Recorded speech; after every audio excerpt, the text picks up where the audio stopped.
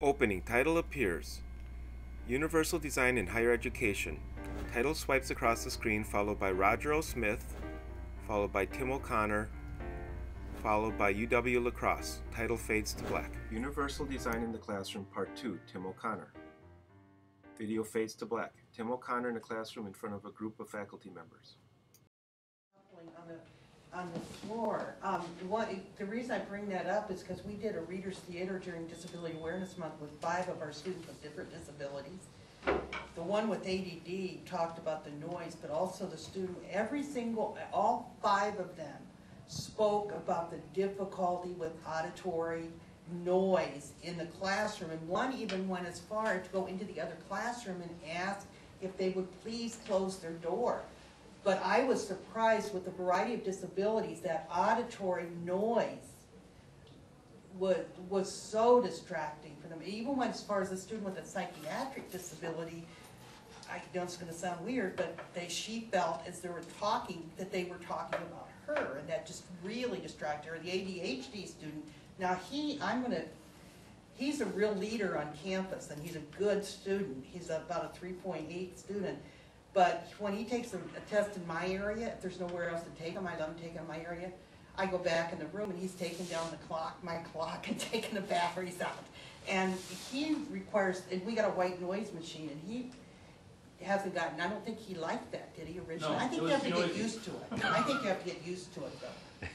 Yeah, it is something you have to become accustomed to if you're not used to that. But it eventually becomes so much more consistent with the noise than that inconsistent noises. Mm-hmm. Another thing, and this is one I'm sure nobody here has a problem with, but I know I had so many instructors when I was in school come up here on the chalkboard and they're writing something and they're going like this and they're talking while they're facing the chalkboard. Look at the people you're talking to. Face this way when you're talking, and I'm not going to say it because it does still happen. I see it on the Madison campus. No one would ever say there's anything wrong with that at Madison. But it's very hard for students with disabilities and for other students too. It's hard to pay attention. And as some of us get older, our hearing isn't as good as it used to be either. So it's very hard to hear someone when they're muffled or when they're turned away from you, or to see the expressions on their face. That's body language is an important part of teaching as well. So there are lots of little things that you can make control of yourselves as teachers. This classroom, the sound is obviously very, very bad in here. These things help, these ceiling tiles. But, use your voice projection is an important part. Some people, it can be very difficult for some people if you have a very soft voice to talk loud enough so that everyone can hear you. And never been a problem for me. I can be heard in a gymnasium full of screaming children. So, I've been lucky that way. But that's another thing. If you do have a softer voice and it gets strained after a while, you might want to find another way. Maybe some sort of a microphone that you might, even in a room this small, can be very, very helpful. It can be helpful for you as well, because that's straining on your vocal cord to have to talk very loud for a long time. And it'll be easier for the students to hear you if your voice doesn't carry like some of us who are lucky to have a big mouth and loud voice. Any other things you see in this room that you might have problems with? Maybe certainly if I were here looking out that door, the concern I have on this campus is that so much of our heating is hooked in together, and sometimes you get really hot. I don't know about this room. You get very hot, so you open the window and there's noise there, and if you leave that door open, Comfort is a huge issue because of air currents, and like you say, heating in old buildings is either it's really hot or it's really cold. You can't seem to get it really comfortable. And having a door open does help as far as drafts and currents and keeping more consistency. But then you've got all of this disruptive movement out here. And sometimes it can be really disruptive because it's loud. So you might be better off, and sometimes it might depend on what you're doing too. If students are doing something that they can work together on, or you have some sort of project going on or something like that where you're not actively involved, you might leave the door open.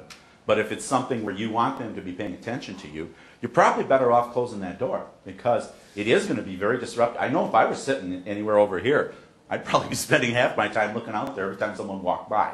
It's going to disturb me. It's going to distract me. And anytime you can remove distractions, it's going to help all students, not just those who have a disability in that area. It's common sense. And that's the thing about universal design.